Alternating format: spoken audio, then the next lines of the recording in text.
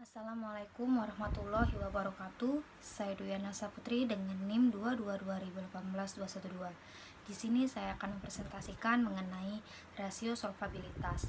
Adapun pengertian dari rasio solvabilitas merupakan rasio untuk menilai kemampuan perusahaan dalam melunasi semua kewajibannya, baik jangka pendek maupun jangka panjang, dengan jaminan aktiva atau kekayaan yang dimiliki perusahaan hingga perusahaan tutup atau delikuiditasi.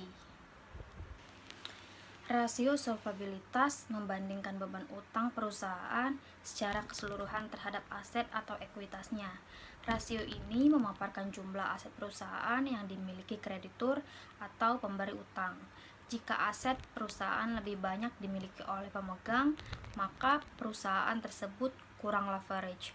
Jika kreditur atau pemberi hutang, biasanya bank memiliki aset secara dominan, maka perusahaan tersebut memiliki tingkat leverage yang tinggi. Adapun yang harus kita ketahui yaitu rasio solvabilitas penting dalam asuransi, karena tidak bisa mengukur seberapa sehat keuangan perusahaan dan seberapa sanggup perusahaan membayar utang jangka panjangnya.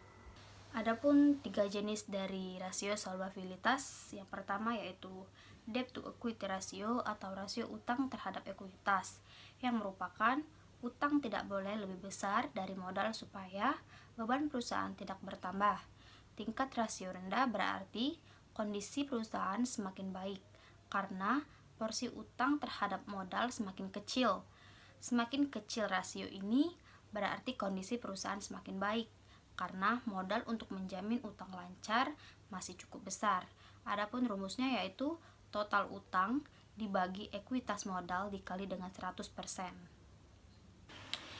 Yang kedua yaitu debt ratio atau rasio utang, yang merupakan kreditor biasanya lebih memiliki debt ratio yang rendah karena kondisi perusahaan aman sehingga berpeluang lebih tinggi tidak akan bangkrut atau semakin aman. Adapun dari rumusnya yaitu total utang dibagi aset dikali dengan 100%. Yang terakhir, yang ketiga yaitu time interest earned ratio, yaitu kemampuan untuk melunasi beban bunga pada masa yang akan datang. Rumusnya yaitu laba sebelum pajak dan bunga dibagi dengan beban bunga dikali dengan